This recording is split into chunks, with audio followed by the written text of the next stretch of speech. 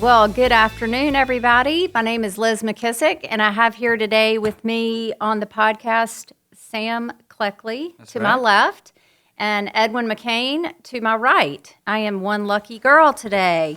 Today we're going to talk about Sam's story of, I don't know if you call it addiction or, addiction to Xanax, and his story of recovery and resilience. And Edwin is here to share his funny stories or jump in whenever he wants. But with that, I'm going to just start with Sam. Tell me a little bit about yourself. Are you from Greenville, and what do you do, and how did you get here? How did you get to be at this round table right here? Sure. Thank you for having me, by the way. I'm excited to be here. So I was born and raised in Greenville. I went to Greenville High School, so right across the street from where we are now. Big athlete growing up, and I tell people I think athletics was a lot of kind of my therapy growing up because it's where I felt the most calm and the most at peace. But through athletics and school, I went on to play soccer for the University of South Carolina. Wow. Went through some troubled times early on in my career with, I don't know if y'all remember Ocean Isle 7. Oh, yeah. But 7 of our friends passed away in a fire at Ocean Isle my fall of my freshman year. That was awful. Yes. Those were your friends. Yeah, and most of them were from Greenville. You remember that fire? I did. God. And there was a bunch in the house, and some of them survived, some of my best friends today. And later in my first semester, my best friend died of drinking at Clemson. Jeez. So this was kind of my introductory to death. Was that like a fraternity hazing thing? He was at a Christmas party where some of those details didn't come out, but they said... I remember reading about that. Yep. He died at a Christmas party. Yeah, it was, I remember think this. December 7th of 2007. Yeah. So I had soccer, and I just had an injury as well. So my first surgery, so my mind was all over the place. And I can imagine. I really started focusing on my friendships, my friends, my relationships. So I drifted away from soccer. But then my social life really started kicking into gear in college. Experimenting with drugs. And I remember, so my drug of choice became Xanax. And I remember people taking Xanax in college, and I would look down on them, be like, y'all are idiots. Y'all are taking Xanax, y'all are drinking, you're not remembering your nights, whatever it might be.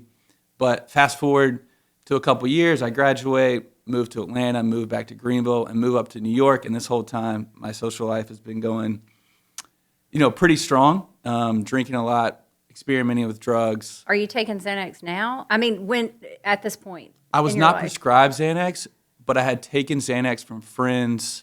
Either I got them from a drug dealer or friends that were prescribed, whatever it might be. So I knew the effect of what taking a Xanax felt like, and it felt really freaking good. Very relaxing. And the point there is how easy it is to get. Yes. I mean... It's crazy. So easy. Honestly, I don't even know where my friends would get them from a lot of the times. But they would have them in thousands of Xanax, especially even through college. But I go to New York and I get word of a doctor that will prescribe you basically anything you want. And at this point, he's a real doctor or a fake one? He's a real doctor. Oh my God. The crazy thing about this doctor is during the day, he worked as an intake doctor at a treatment facility. And then he would have random hours at his own office prescribing Xanax and Adderall. So I went in there and got prescribed Xanax and Adderall. He knows what addicts need because he works in the... Okay, yeah. It was a full system for him. He was sending people to treatment and also taking patients as they were coming into treatment. Jeez. So I get prescribed Xanax, and as y'all know, and a lot of us know, probably listening, it's a snowball effect. So... I get prescribed 30. I'm running out with 2 weeks left, that I need more. So then I get prescribed 60. Then I get prescribed 90. And it just continues to build and build and build. When I run out of Xanax, then I go depression, suicide, like all these different thoughts. Are you functioning while you're taking the Xanax, going to work, that kind of thing? Yes, but that brought on a lot more anxiety and depression too, because I would underperform at work. And I knew I'd underperform. And then I would grind really hard, say like the last 2 weeks of the month or whatnot, and get back into what I thought was a good place at work.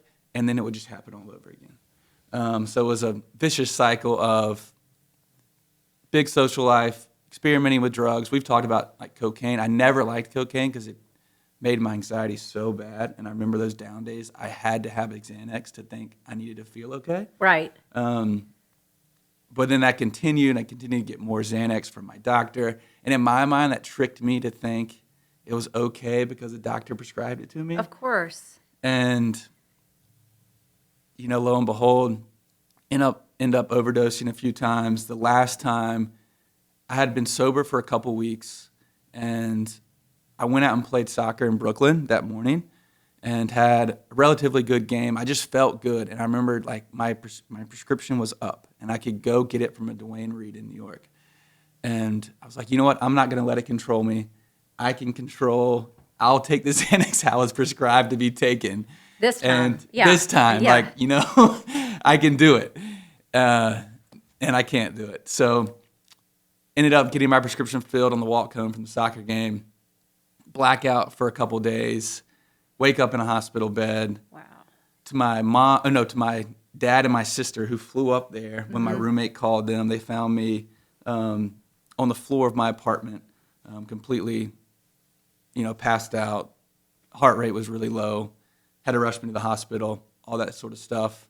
And fortunately enough, I have an amazing family, and they found a great place for me to go in Asheville. It was called Four Circles, and it was an outdoor treatment facility where we went hiking all the time, and we were in a team environment where we had groups, and I think it was the perfect place for me because I know when I'm feeling my best, I'm physically active, I'm sweating, I'm in a team environment, those sort of things.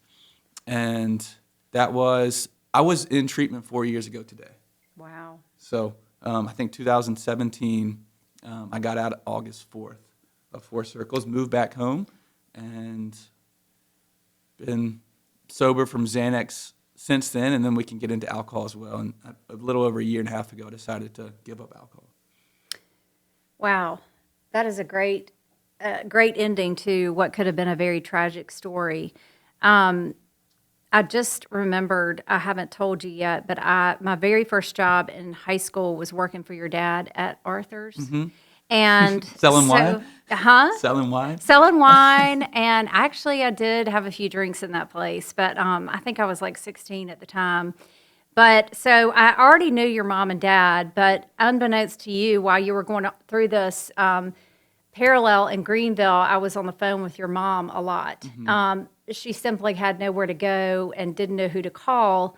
But because I'm open and honest about my recovery and tell people about it, she knew to call me. And that's one reason I think we're here today is there shouldn't be one person in Greenville that your mom had to call. It's ridiculous that more people can't talk about this stuff and say, I'm on the other side of it. Call me if you need me. Well, more importantly, that speaks to the lasting stigma that goes in the social circles that people are afraid to reach out and openly ask for help, and they have to kind of secret their questions to people they can trust because they're afraid they'll be judged. And I always say this all the time. I was like, nobody gets mad at somebody for diabetes. Right. Nobody's judging them. You're a bad parent. Right. But it still happens. I mean, it's still sort of so part of this whole thing, and I tell people all the time, I was like, if you hear me talking about recovery openly, I'm not looking for an attaboy. I'm just trying to normalize the conversation, right? Right. We just have to be able to be willing to discuss this stuff so that when people are in crisis, they'll ask for help, because it's all this secretive shame that ends up getting people get sicker and families get sicker, and a lot of times people die because they're afraid to get help. I mean, one of my dearest friends from high school literally would not check himself into a hospital here in Greenville, even though every single person in this city knew he was an alcoholic. He was so jaundiced that he walked in, he went to Asheville to check himself in, and the doctors said they'd never seen somebody as sick as he was walk in under their own power, and he died a couple of days later. But it's even within the addict community, people are still affected by this supposed stigma. So I'm glad your mom reached out to her. Yes, I'm me too. Really glad you're where it's you funny. are. I didn't really do anything to help. Like, I didn't get you to treatment or anything, but she just needed, as a mom, to tell me that her son was suffering and that this was something they wanted to support you, but they don't know how to support you. And so I think I probably gave her some numbers to call, some resources, maybe some meetings to go to. But yeah, so they were afraid you were going to die for sure. So Looking back, I could have died that last evening in New York. I mean, I woke up with cuts on my hands. Or any other time before that. Any other honestly. time. Let's be honest about that. The Xanax, I do want to talk about that just for a minute because so many kids, I have a 23 and a 20-year-old, and they see it all the time. Everyone has prescriptions or they buy them off the street. It's really easy to buy Xanax, and a lot of times it's laced with fentanyl. Even if it's not laced with fentanyl, if you drink 20 beers or shoot enough tequila and then pop some Xanax, your heart rate is going to slow down so much that it will kill you. And it's happening all the time. And, you know, not even getting it off the street, but I'm really perplexed on why so many teens are prescribed Xanax. Do you feel like, have you heard that? Were you in rehab with people who have been prescribed it? Yes, and that's one of the biggest things that frustrates me is I have no clue why people are still getting prescribed Xanax for It's so addictive. for anxiety on kind of a normal level. Right. You know, I mean, I think Xanax might have a place For if you're like really freaking out. Well, like if you can't leave your house, you're agoraphobic, whatever it is, there are cases I think Xanax helps. Do you? I have mixed feelings about this. I just do too. based on the worldwide statistics, right? So as Americans, we consume like 95% of the prescription psychotropics that are produced. You know what I mean? The whole entire continent of Africa, like benzos or opiates or any of these. Like so, psychotic. And I may be classifying that wrong.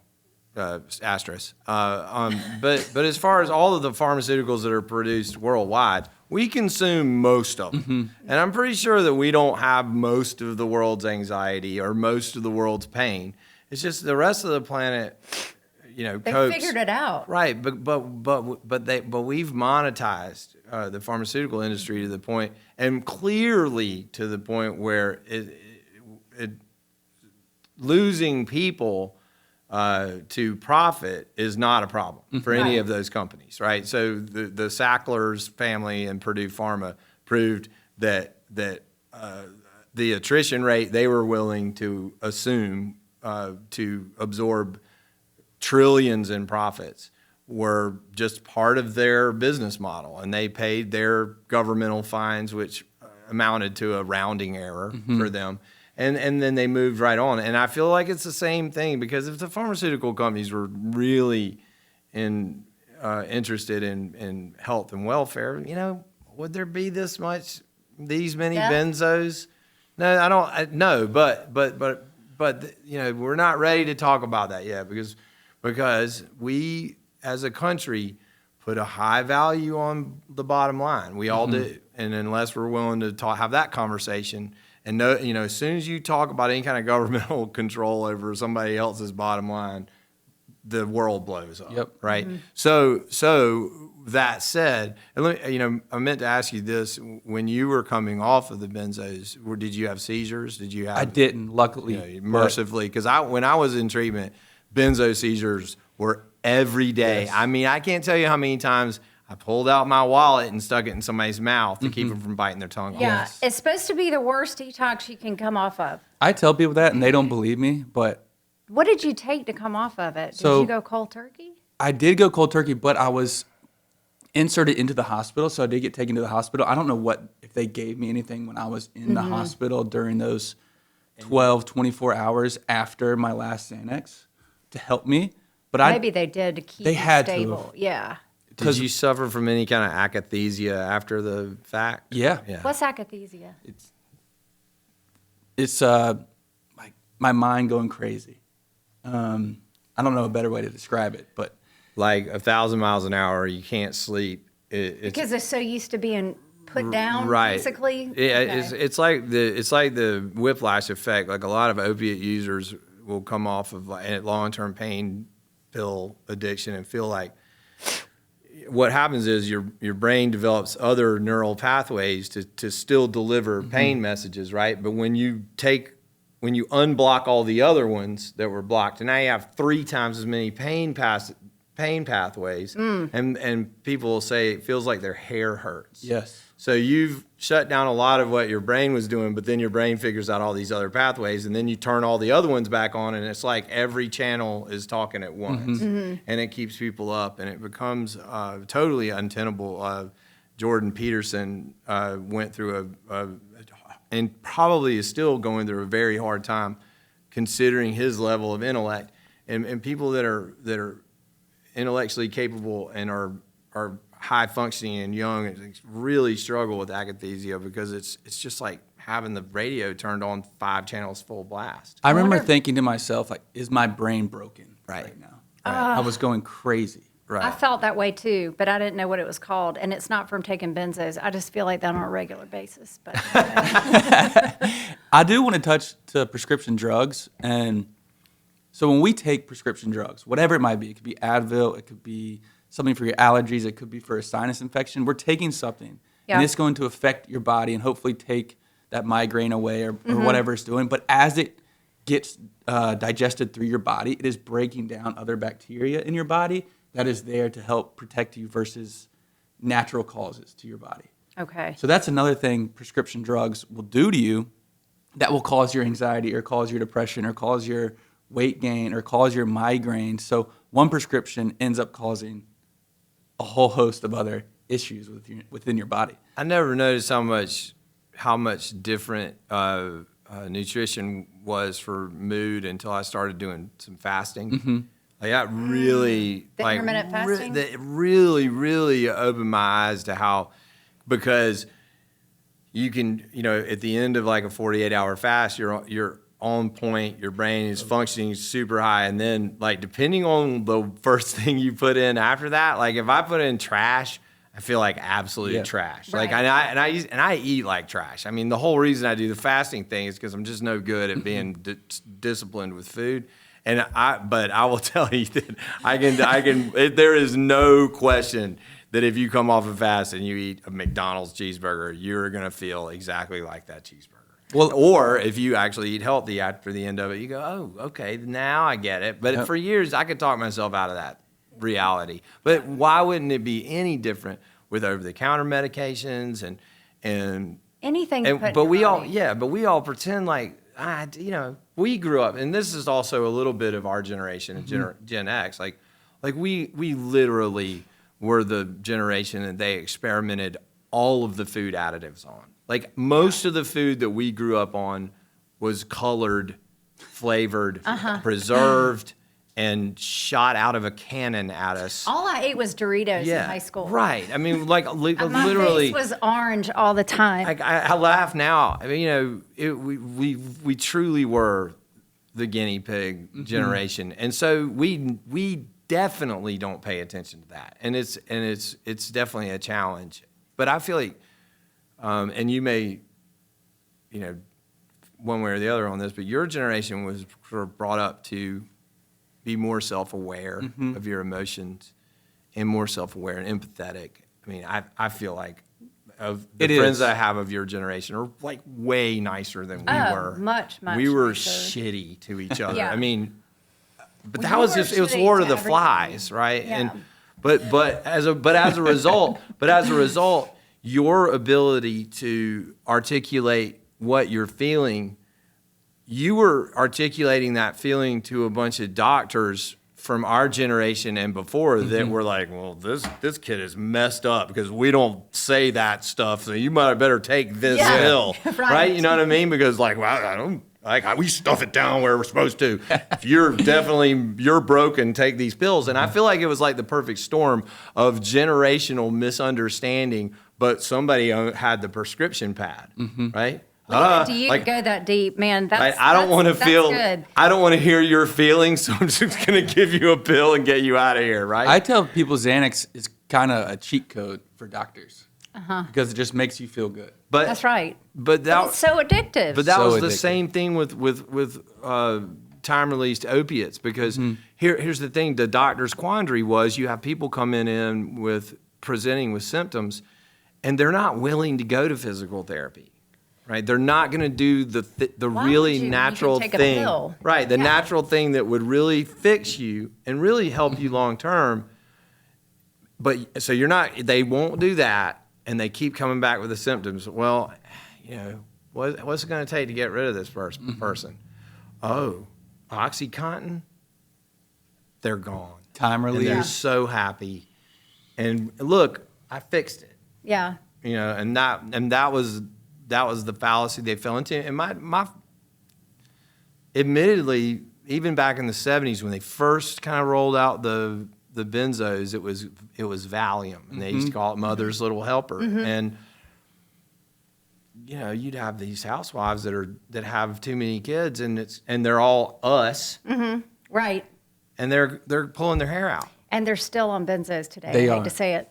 Yeah. I know. They're still so addicted.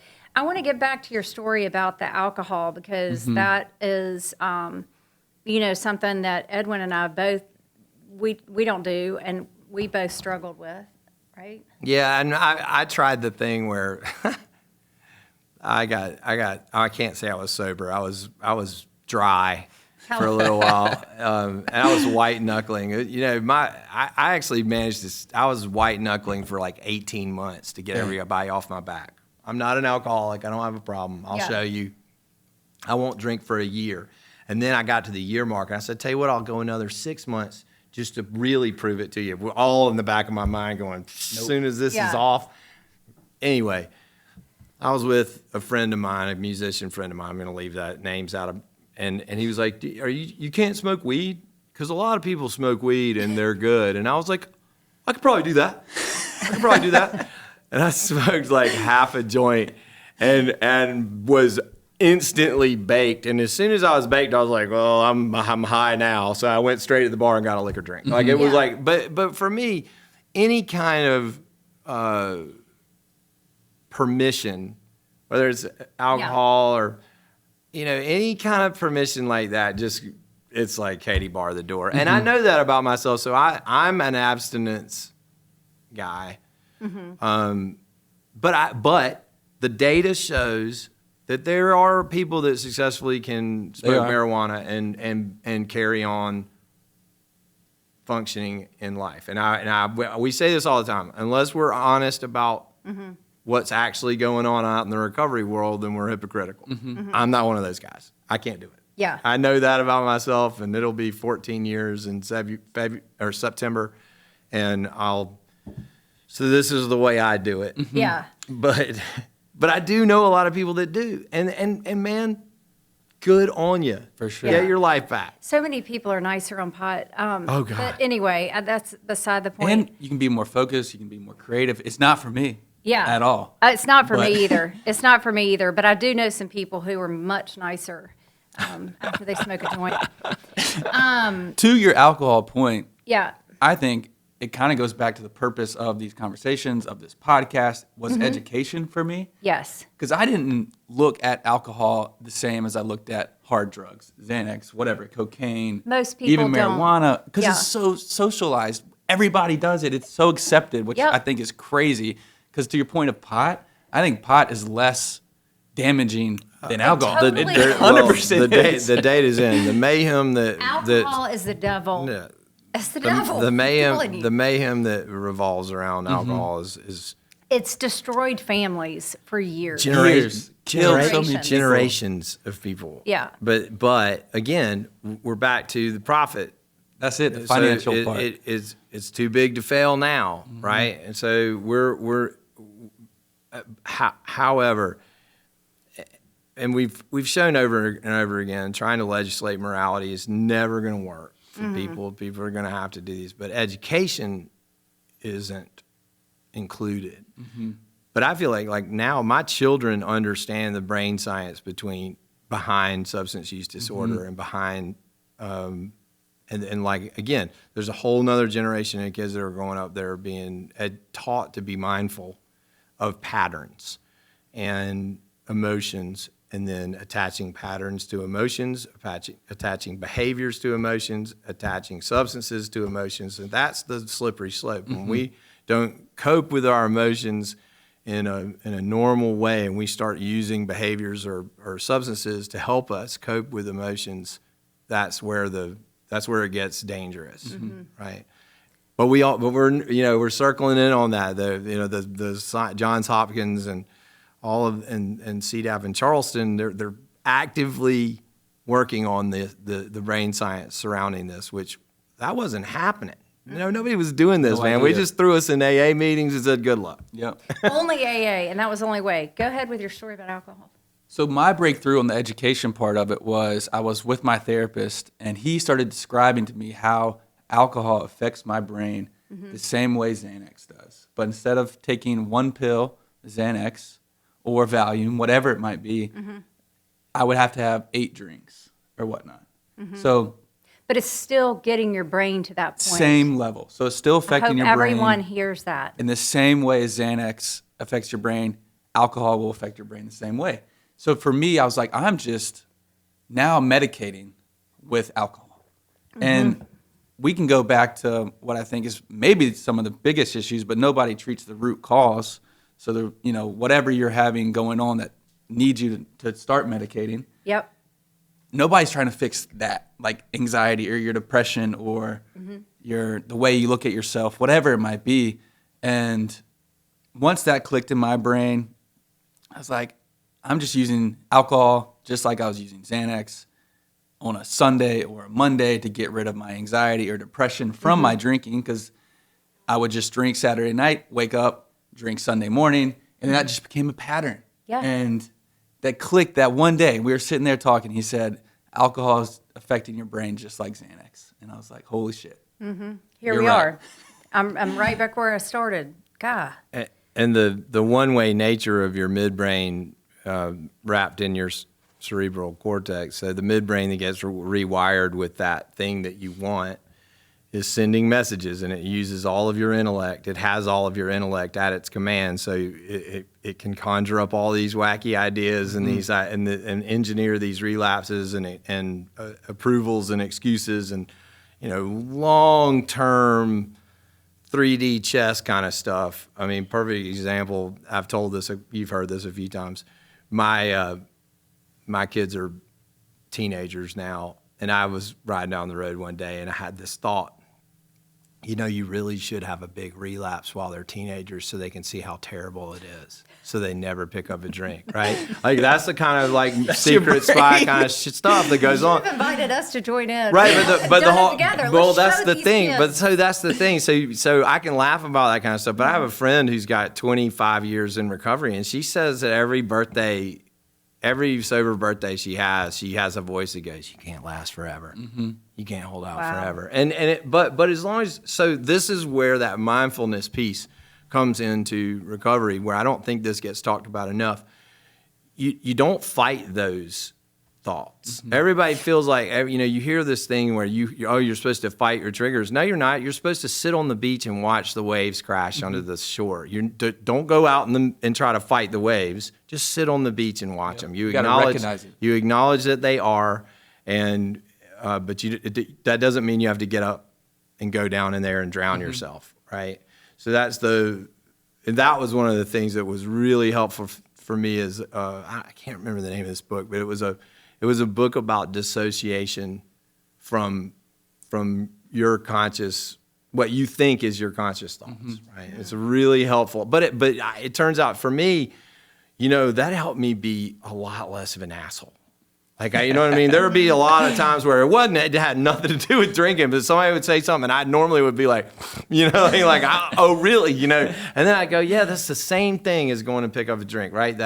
That self-important sort of righteous indignation, same ego, same dopamine, same norepinephrine, and it's no different than going, you know what I mean? Like, I just take a shot of my own greatness, and I had to you got to. What do you do to keep that down? I just make fun of how ridiculous I am inside. Like, but that's also but we also do that by telling on ourselves. Yeah. But my kids, like, Very true. so I do that. They know I'll be like that around them, and just be like, wow, that was I am very important, children. You do know that, right? Like, I make a joke out of it because it is a joke, right? But then I've been fortunate, and like you probably have too, of having some, like my sponsor, like he's the deep end AA sponsor. I had an NA sponsor and an AA sponsor, but yeah, that taught me how to be still, and and showed me what enough looks like. Mm-hmm. You know, he's the definition of serenity, and his life to a lot of people wouldn't look like much, but to me, it's the deepest end of the pool, and it's what we kind of need to always be checked in with, and I think that's why that sponsor-sponsee thing relationship works. It doesn't matter how many years you have, right? Accountability partner is what I used to call it. Right. But Sam, what do you do to stay sober, and not just to stay sober, but to stay emotionally grounded and feeling like you don't need to reach for that drink or that Xanax? And your age, I have to say, you're 32. So I quit drinking when I was 36, and I thought the world had ended, because how do you do 40? How do you do your 40th birthday, without drinking? And how do you do all these milestones in your life? And oh my God, life is so good today. I cannot believe I ever had that notion that it wouldn't be. So what do you do so you can tell our listeners how to do it without? Do you do AA or NA? I do go to some meetings. Okay. I probably need to go more. But why do you say that? What do they do for you, I guess, is what I should ask. They help you feel not alone. There you feel go. people you can relate with. That's exactly why I go as well. Mm-hmm.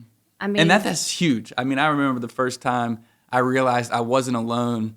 I got to give a big shout out to my dad, because I was sitting in treatment in Asheville, and you could get letters. So it was all handwritten letters every week. And he wrote me a letter. And in this letter, it was around 2017. So it was 2017. And he listed Robert Downey Jr. was the highest paid actor of that year. And he had been through addiction and recovery.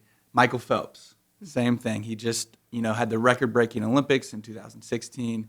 He had been through depression, addiction, all these and he started listing all these people, successful people, famous people that I knew that had great lives, had achieved amazing things, but they'd also gone through something similar that I was going through. And I remember dang, I'm not alone. Exactly. Which is not at all. Yeah. And I would venture to tell you that you've been through the crucible, and you will become more powerful than you ever thought you would be. Like, honestly, I say this all the time. Like, you're you the Pied really Piper of your generation. People are going to follow you and want what you have. So, I think Edwin said this at the beginning. When we talk about this, we're not trying to get a pat on the back. exactly. But I will say the last 18 months of my life have been the best 18 months of my life. That's wonderful. Which is amazing to think about. And like you mentioned with drinking, and people say, how am I going to go out to a wedding, or how am I going to do these things without drinking? And I'm a living proof you can still do that. Yeah. There's a storm coming, because there always will be in everybody's life. There's something on the horizon, but you will be 10 times more effective in that moment for the people that you love and the people that depend on you. And you'll know that was why, right? Oh my God, yeah. Because That's happened so many times. I can't tell you, that was it wasn't long. It was within the first 5 years of my recovery. Everything fell apart. And if I hadn't been where I was, I can't imagine I would have been adding to this smoking crater that was occurring instead of putting out the fire. So it'll happen. Yep. But you'll know. And like I said, it's just all part of this. It's all part of the transmission, right? This is part of the journey, and you won't have any way to quantify the lives that you touch by being who you are in recovery. Like there's no way. And I say this all the time. All recovery does is give you a choice of what kind of example you're gonna be. You're already gonna be. You're an example. You already have the scarlet A. It's on you. So you get to decide whether you're gonna be a dead example, and that changes lives too, or a living example, and they're equally powerful, right? I mean, I know people who've had parents die and their kids and grandkids never pick up a drink, and it's a terrible situation. But I really like the living examples way better, right? Sure. You have such a better opportunity to touch way more lives long term. And I've seen it. I've had people reach out to me just recently from my podcast because they've heard my story more. And I had coffee with a guy last Friday who was in recovery, and he was a lacrosse player. He related to my story, and he's moving back to Greenville, and now we're going to be linked up and hanging out, and just like having that community is amazing. And to your point of what I do, I've always been big into physical fitness and mindfulness, and I always knew, even when I was going through active addiction and in recovery, I'm feeling my best when I'm taking some time to myself. I'm recognizing when anxiety comes on, which is another thing. Like when you recognize you want a drink or your mind's telling you can have a drink, if you just kind of recognize it and realize, hey, all right, but not really, Yeah. Right. And you just like you said, you sit there on the beach instead of go jumping in the waves, and you recognize the anxiety's coming. You realize anxiety's not going to kill you, and you just let it pass. So I'm really physically active. I love my friends and my family. I help train clients. I have a great job here out of Greenville as well. How do you train? I do people on like high performance, on mindfulness and Really? Well, I got fitness. A teenager. I'm sticking with you. Yeah, I'm just sitting here thinking, oh my gosh, how do you advertise, or where can people find you if they want to do that? Instagram. Okay. I have a website too. So my tagline is "Live Life in Motion." Yeah. My business is called Astir Life, which Astir means moving with excitement, kind of constantly moving and moving forward. So that's what I really love and do. I really love doing and working with people. When you see somebody lose 20 pounds or you see somebody get the best blood work they've ever gotten, that's really exciting to me. That's wonderful. So you're giving back. Yeah, I feel like your generation understands balance a lot better. Like it took me literally just crashing. I still do not understand balance. I have a hard time with that. I love to exercise. I probably do it too much. I love to eat sugar. I do it too much. I love to watch Netflix. I do it too much. You know what I mean? Like, I'm just not very moderation oriented. Could you help me with that? I'm working on it every day too. So that work-family balance, that's the thing. I was actually having a conversation this last week about that with a younger musician. It's like, there's this feeling where you can't ever say no to anything, and you just, and the next, 10 years will go by, and you'll be burnt and wrecked, and you won't know why. People pleasing Balance is a disease, really I important. feel like. Huge. That's something me and my sister definitely have. And to your point of balance, I've had to work on it a lot, and I've made some things simple people can do. Is just, so I used to train people in the morning, go to my job, maybe be on the road, train people in the evening, and I had no time for myself. So what I did was I stopped scheduling clients in the morning. So I would get up at 6:30, and I would have an hour to myself to drink coffee, sit on the back porch, watch Sports Center, whatever it might be, and then go do my job, and then come home and be able to connect with clients on a better level because I wasn't burnt out. You got to fill your tank before you can help others, and that's taken me a while to learn. I want to touch on the anxiety piece of your story, the anxiety and depression. I feel like right now, Simone Biles, all these people are really starting to talk about anxiety and depression. And I've had it as well. And, it's starting to be almost like too much. Like everybody's saying they have anxiety and depression. So I'm wondering if you guys can answer this for me. Is anxiety just a part of the human condition? And like addiction is on a spectrum, is anxiety on a spectrum? Because I can't imagine that there's someone who doesn't have anxiety at least one time a day. There's just no one that doesn't. So when is it becoming too much of a buzzword to say I can't do this or that because I'm anxious. Because I do think this world is very, especially with the pandemic, is very, very stressful. But to keep people from getting medicine for anxiety and to understand that that's just part of life. I think I know my kids are saying, we have so many friends that are suffering from anxiety and depression. And I'm thinking, has this always been the way, but now we're just talking about it? So I just wanted to, get y'all's thoughts on that because it's such a buzzword. All right, I'll start. I think it is on a spectrum. But there is some forms of daily, I think, normal anxiety that we all go through. And it could be you're running late for work and you're in traffic, right? And you're probably getting anxious that your boss might get mad at you or whatever it might be. And that's a form of anxiety. And then you can go, to the other end of the spectrum where you're legit having an anxiety attack and you think you're going to die and you're on the ground and you're calling an ambulance or you're reaching for Xanax or you're reaching for... So you think the majority of us are in the middle of that or, I do think people are using it as a buzzword more recently, almost as an excuse in some ways, but I will tell you, it feeds the worst part of it as if they're going to the doctor now, they're getting prescribed medications for maybe what not be the anxiety that deserves that medication. Yeah, that's what I'm worried about, I guess, is this generation that's now talking about anxiety and depression. Are we going to do for them what we did in the 70s and start giving them even more Xanax, which, is going to become a bunch of addicted people? Edwin, you're holding your tongue and you're smiling. I'm probably gonna get lit up for this, but this has been my experience. It's environmental.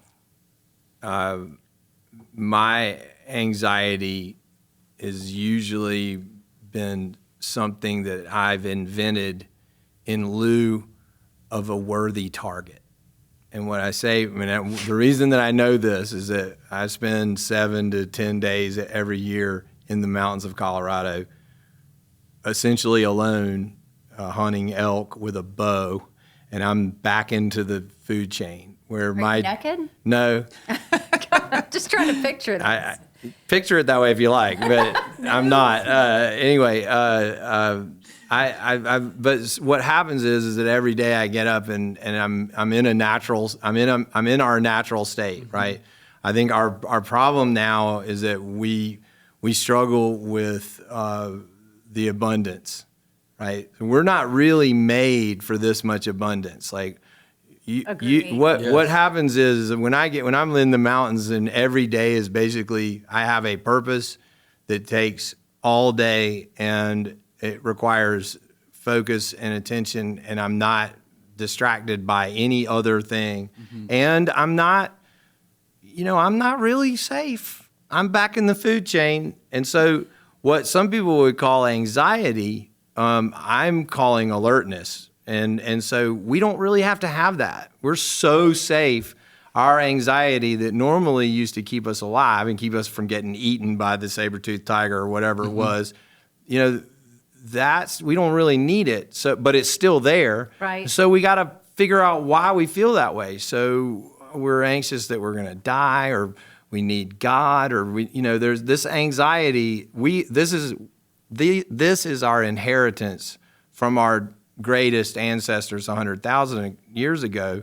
The twitchiest of our grandparents didn't walk into the tall grass and get eaten. But because of that, we're twitchy. We're twitchy. We're twitchy. The ones that laid out in the fields, just letting the sun warm their bellies, they got eaten. They didn't make babies. But the ones who are like, I'm not going in there. Going in that cave? I'm not going in that cave. And meanwhile, now we got to have religions and opiates and all this other stuff and our whoobies and our little, So anxiety is our superpower. Is what anxiety was our superpower, but now we've gotten ourselves to the point where we don't need it, but we still have it. Yeah. And it's like a prehensile tail, but we can't grab anything with it. It's just sitting back there getting dirty with poop, and we don't know what to do with it. And this is a problem, right? That's a great point. So this is, and I know that because I especially with the fasting thing, because that really puts you back in that natural state. Like, we didn't eat every day. We didn't used to eat every day. Yeah. But now, if I don't eat for 2 or 3 days, I don't have any anxiety. I have hyper focus. And you know what else I have? Total confidence. Because you know why? If I don't have that, then I'm not going to find the food, and I'm not going to save us, and which is what your brain's going like. We don't have time to be afraid. All we have time to do is focus and be sure we can do it. And it gives you confidence and focus. And look, people in Silicon Valley do these fasts on purpose when they're working on really important projects for that reason. And that's employing this ancient muscle memory that we have. We think we're so special for being here for 80 years, but we're not the 80 years of us. We're 150,000 years of us. And it's all coded in the DNA, and it's all, we're the descendants of 2 different people, right? The warrior that went out in the dark and killed stuff for everybody to eat, and the shaman who went into the forest and found the healing berries and told the origin stories, right? Yeah. And so we're some mix of those 2 people, and that's why we're in this binary moment. Shaman. Right, I'm becoming a shaman. That's what we say, right? So a lot of us too. So I find the shamans a lot of time, but a lot of the warriors that can't be told anything, and you know what I'm saying? Like but we needed each other really bad back then. We still do. We can't remember that. We're not remembering it. But that's kind of what the sort of rise in everybody's recognizing their anxiety. Well, it's because there's not really anything to be afraid of anymore. Yeah, there isn't. And so now we're afraid of each other. No, we're afraid of driving. We're afraid of going to the grocery store. Right. We're inventing things to be afraid of. We're afraid to go out with our friends because that would mean talking face to face, right? And it's really hard for us to accept we like to think of evolution being just for the animal kingdom, and I mean we're in process too. Like nobody wants to hear the data that we literally have been in the longest historical period of peace that humanity's ever seen. But nobody wants to hear that because that feels bad to us. We should be scared, right? We're supposed to be scared. What do you mean it's been peaceful? What do you mean? Like, yeah. It's been kind of awesome. Yeah, you're right. Right? And this is the thing. So it's up to you, and because we've kind of been to the last rung of the ladder where you either let go or you start crawling back up. Yeah. And because we've been to the real scary place, we can kind of come back up here and go, it's not that nothing bad. to be afraid of, folks. You know what I mean? Yeah. We live a great life. Right. We do. Right. But this does not, the fact is that so many kids these days are saying they're anxious. I don't know if they are or not, but I've seen it in, people very close to me, and it's affected their whole life. And because people run to them. Yeah. But my point is what would y'all think if we put a whole year into high school curriculum on how to cope with life? Oh, well. On life's terms. How to cope with life, how to cope with stress, like techniques, things like that. How many people, old farts like us, showed up at a high school? Do you remember what they said? That's what I was going to ask. I can go They back. would hear it from you. I remember They wouldn't having hear it from an egg us. from my home ec class, and that is about all I remember. Right, from that's middle what I'm school. saying. But I think, I remember that, and that got me through life. but there's going to be, there needs to be a class of folks from your generation that, my son will look up to you. Like, he doesn't hear a thing I say. And he shouldn't. Like, that's kind of, that's like, Yeah. That's a time-honored too old. tradition. What do you know? You're like, you didn't. As you get older, you realize people like my dad, who's almost 70, they were right. Yes, they were right about everything. That's right. And he felt the same way, and he about his dad. He didn't realize that his dad had anything to offer until he was 25. But to your education piece, if they could figure out a way to do that and really get across to these kids, because they are kids, right? They're not nearly fully developed. I think it would. I wish I was more educated early on anxiety and depression. I mean, I remember I guess when I was in high school, I didn't know I was having anxiety, but I didn't know it was anxiety. And I was a kid that always put a ton of pressure on myself to perform. Whatever it might be, in school, on the soccer field, in social circles, anything like that, I put pressure on myself every day to perform. And then when I wouldn't perform or a big event was coming up, that's when I would get really anxious and even get sick and then anxiety for me would trigger my depression because I would be so anxious. Same. I wouldn't sleep. I would, be running a million miles a minute and then I would crash and not sleep anymore because of my thoughts or whatever it might be going on. So if we could somehow find a way to educate these kids earlier on, I think it would do a lot of good. How we're going to do that, I don't know. But yeah. I just think that might be helpful to have a class like that. I think they got to get out in the woods more too. I agree. I agree with that. Have you ever had depression? This year was the first time I ever really During knew what COVID? it was really like, and only because I was living in the basement of our house, Nice. and because Christy was working at the elementary school, and there was a good chance she would get exposed, and we agreed that we couldn't get it at the same time. There had to be an adult in the house, Right. God forbid. And so I was kind of quarantined to the basement. And so I spent a lot of time by myself. And I realized that I had so much time with no real threat that I just became a threat to myself. no, Yeah. And and fortunately, with the base and recovery, it felt terrible, but I knew I could dissociate from it, and it wasn't like soul crushing. You know what I mean? I was like, wow, feel that. Like this feels dark. Like, what did you do? But I got an understanding of it, right? I really got an empathetic, a real good look at it. I was like, oh, this is what people are talking about with like Real hopelessness, like that really dark depression stuff. And I really got a good look at it and was like, wow, okay. Because up until then, I really didn't. I always kind of felt like it was like the blues, but it's not that. It's truly. I'll never get out from under this. Is what it feels like. What did you do to get out? I just observed it. I dissociated from it. I knew that it was.